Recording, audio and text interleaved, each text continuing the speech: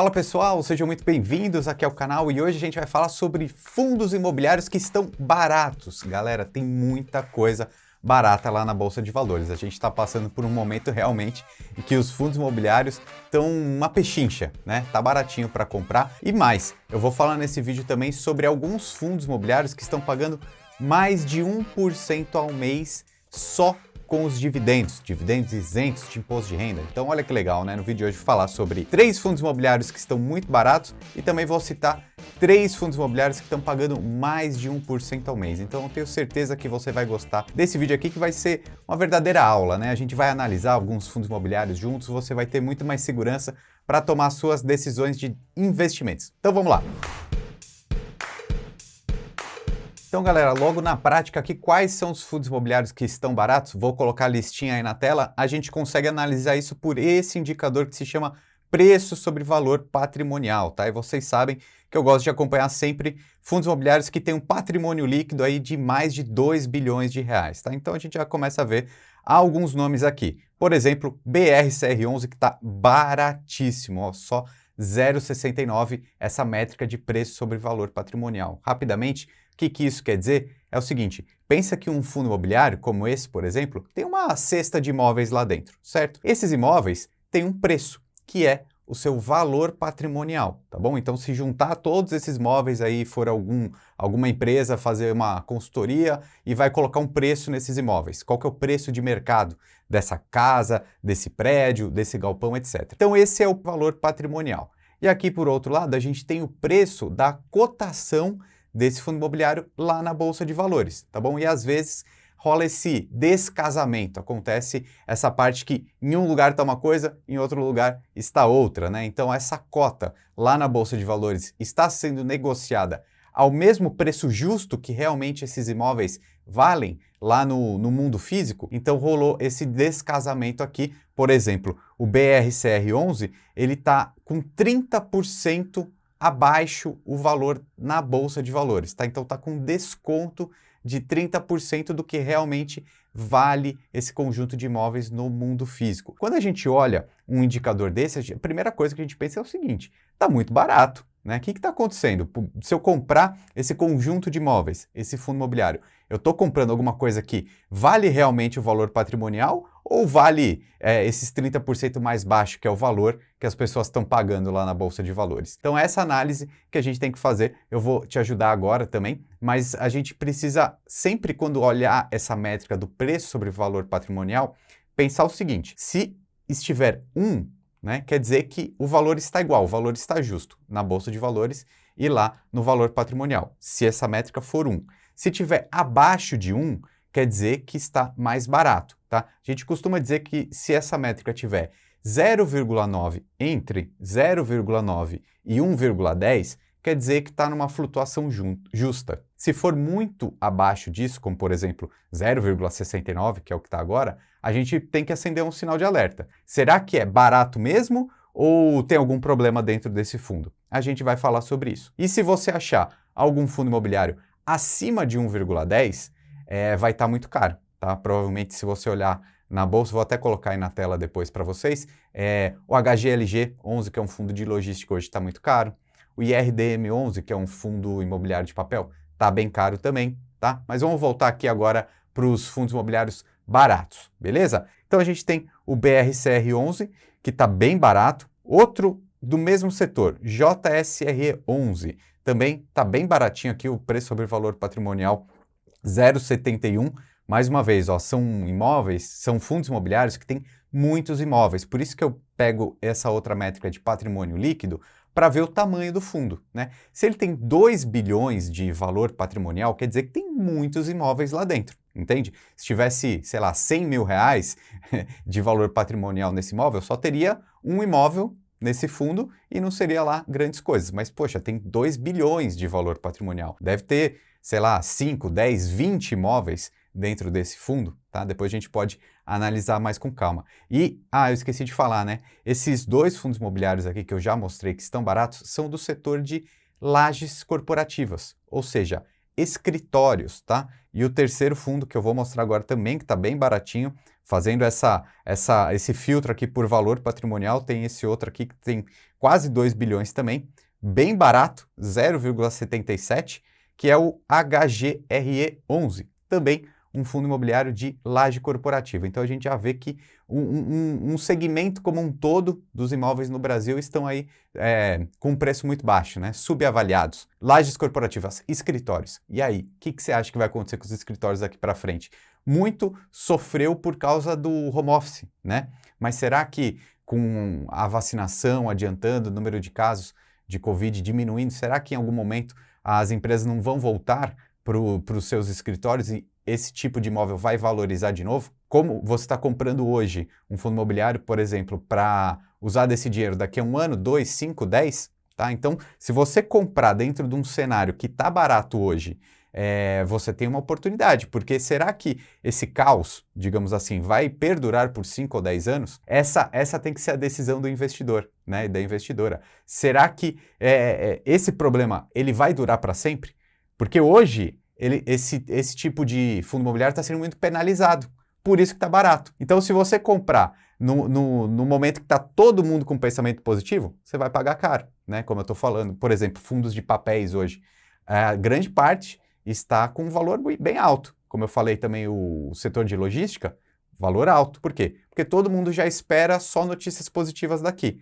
As notícias negativas estão onde? Nos escritórios, nos shopping centers, tá? Então, se você tiver o longo prazo, você possivelmente está comprando tudo isso aqui bem barato. Mas a gente precisa olhar mais adentro nesses fundos imobiliários. Por quê? Você está comprando imóveis. Será que eles são bons? Sim? Não? Vamos olhar aqui o que tem dentro desses fundos que eu citei como exemplo. Ó, o primeiro é o HGRE11, então, né? Ó, ele está com um dividendo de 0,53% ao mês nesse momento, tá? E vamos olhar o principal motivo, né? Então você vê que ele paga o dividendo sempre, tá? Mas o grande problema, a grande questão aqui, ó, isso aqui é legal também, que ele tem 21 ativos em 4 estados, mas eu quero mostrar isso aqui, ó, que é o grande problema dos fundos de escritórios hoje. Vacância. Vacância. O que é a vacância? É quando o imóvel está vago, né? Então, se não tiver um inquilino alugando o imóvel, você não ganha a receita do aluguel, então não tem dividendo. É o grande problema dos fundos imobiliários.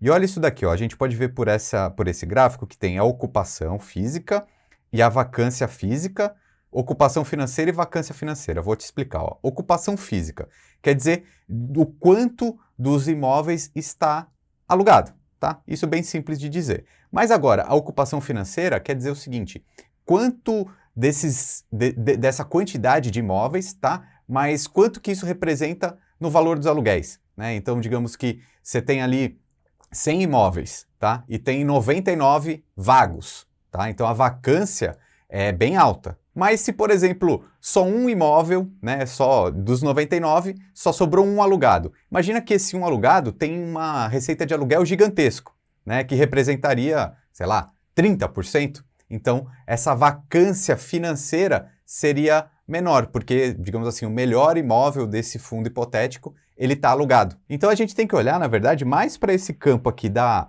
ocupação financeira, né, da vacância financeira, do que a física, né? Porque, na verdade, a gente está se importando com a grana que está entrando ou não, né? Mas olha só, o grande problema aqui dessa vacância financeira, então, é esse. 24,95% vago, né? Sem aluguel, né? É muito alto esse valor. Por isso que esse fundo imobiliário aqui, ele está sofrendo, né? Vamos falar sobre o outro que a gente falou, o que a gente mostrou agora há pouco, o JSRE11. Ó, ele já está um pouquinho melhor, ó, já está com um dividendo aí de 0,66, só que um preço sobre valor patrimonial bem baixo, né? 0,71. Tá barato demais. Vamos ver como é que tá os dividendos, né?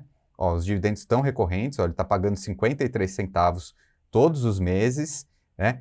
Ele já teve um período lá para 2015, 2016 que ele estava bem mais alto, né? Então, com certeza, alguns imóveis desse fundo estão conseguindo aluguéis mais baixos, né? Não sei se é a localização ou se o imóvel ficou mais antigo, precisa de alguma melhoria, tá? Mas a gente claramente vê que houve uma diminuição no dividendo, mas está recorrente, né? Não é um fundo com muitos imóveis, né? Só 5, tá? E como que está a vacância dele?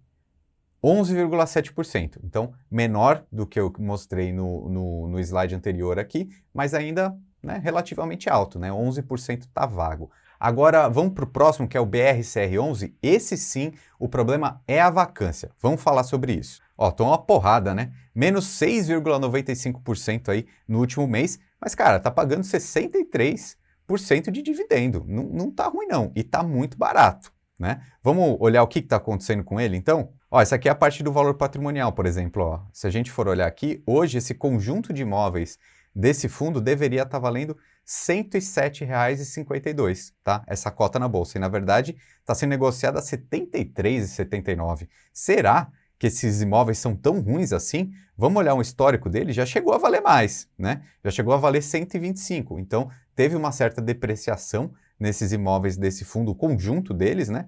Mas, cara, não sei se era para estar valendo 73, não, tá? São 14 imóveis em 2 estados, São Paulo e Rio de Janeiro. E olha só o problema dele aqui, a vacância. 24,8 é a vacância física. Mas olha como a gestão do fundo já está se movimentando, né? Porque a vacância financeira está em 11,6, né? Ou seja, esses imóveis que estão vagos, vou te mostrar daqui a pouco, talvez não sejam mais o carro-chefe do fundo mesmo, né? Eles já estão trabalhando para ter outros imóveis lá dentro para essa vacância financeira não ser tão alta. Vou colocar o relatório gerencial para a gente ver mais detalhes sobre esse fundo aqui então, né? O BRCR11. Olha só, então, um dividendo anualizado de 7,3% ao ano. Não tá tão ruim assim como o pessoal tá dando pancada a ele lá na Bolsa de Valores. Não acho que tá tão ruim assim não. Principalmente por causa disso, ó. 79,7% dos imóveis desse fundo são classe A, né? Ou AAA, ou só o A. Vou colocar aqui a foto para a gente ver. Então, esses são os imóveis do fundo. Então, você vê que vários deles são bons imóveis AAA, né? Ou seja, a classificação máxima da qualidade de um imóvel. E olha só que interessante, o grande problema desse fundo é esse cara aqui, ó, esse Senesp, que é um imóvel classe B. E olha quanto de vacância ele tem? 55%, ou seja, metade desse imóvel está vazio.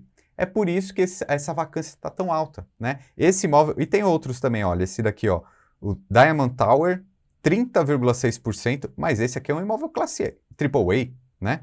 Assim como esse outro aqui de baixo. Acredito que esses AAAs, esses imóveis de mais qualidade, voltando um pouco mais as empresas a trabalhar, vão ser benquistos de novo e isso vai diminuir a vacância desse fundo. O Senesp eu acho que vai ser mais problemático, porque ele é um imóvel ali classe B, não é uma localização tão legal, mas cara, será que daqui a 5 anos dá para prever se esse imóvel aqui ele não vai ser mais útil mesmo?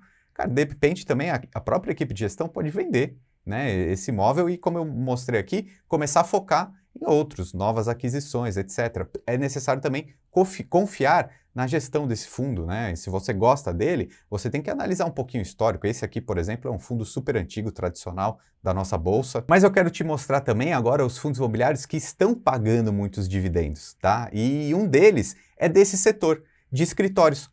Lajes corporativas também. Vamos dar uma olhada. É esse daqui, ó, o Vino 11, que está pagando um dividendo de 1,7%. O que é isso? É muito alto, né? Agora você já vê que o preço sobre VPA dele já está mais um valor justo, não está tão barato quanto os outros, né? 1,02 quer dizer que ele está no preço justo. Lembra que eu falei? Entre 0,9 e 1,10 quer dizer que é justo. Na prática, a gente pode dizer que é o seguinte, esse conjunto de imóveis do Vino 11, ele vale um valor determinado. Lá na Bolsa de Valores, a cota está 2% acima do que esse valor patrimonial aqui realmente foi calculado. 2% está dentro de uma margem aceitável, né? A gente falou do BRCR11, por exemplo, que está 30% abaixo do seu preço justo ali, do seu valor patrimonial, tá? Então, 0,2 tá ok, né? Você está comprando por um preço justo.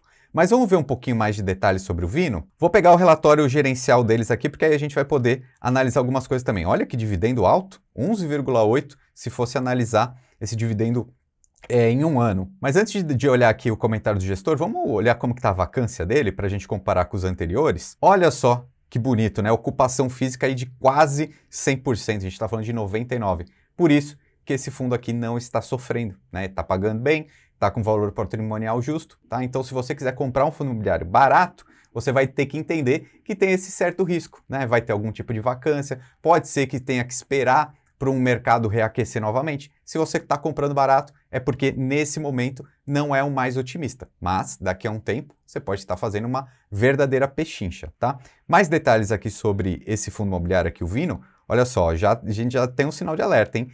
A Camicado, que seria uma loja, né, que é inquilina, já falou que vai ter rescisão, né? Então daqui a algum tempo, por exemplo, o Vino provavelmente não vai mais pagar esse dividendo tão alto, porque vai começar a ter vacância. Mas olha que interessante, que por isso que é legal a gente ler o relatório gerencial, né? Olha a estimativa de rendimentos. Está em torno de 0,5 e 0,72 para cada uma cota. Vamos olhar como que está o dividendo mensal dele aqui, ó.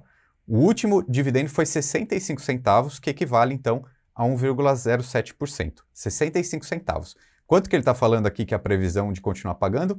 Entre 0,5 e 0,72, tá? Então é uma margem, se pagar 0,65 a gente sabe que vai ficar próximo desse 1% ao mês. Se pagar 72, melhor. Se pagar 50 centavos, menos. Mas aí fica esse adendo então, provavelmente o aluguel daqui a alguns meses vai diminuir, se ele não conseguir um outro inquilino para esse imóvel que essa empresa Camicado vai sair, tá? Mas aqui no relatório gerencial ele também mostra que ele tem um certo caixa, né? Então, por isso que ele está entregando, mesmo perdendo um ou outro inquilino, ele tem um caixa para distribuir para os cotistas. Então, ele acredita que vai continuar pagando um valor legal aí nos próximos meses, né? Porque um fundo imobiliário ele é obrigado a dividir 95% do seu lucro com os cotistas a cada semestre. Então, normalmente, os fundos pagam todos os meses. Mas se sobrar um caixinha ali, um lucro, a cada 6 meses ali, ou em junho, ou em dezembro, ele tem que pagar todos esses 95% de lucro. Agora, voltando aqui para a nossa lista, ó, a gente vai ver vários fundos de papéis pagando bem alto, né? Ó, o RSR11, por exemplo, 1,04% de dividend yield. Então, a gente vai ver muito fundo de papel pagando mais de 1%. Ó, vou citar outros exemplos aqui. Ó. O CPTS11, 1,01% de dividendo. Olha que bom, né?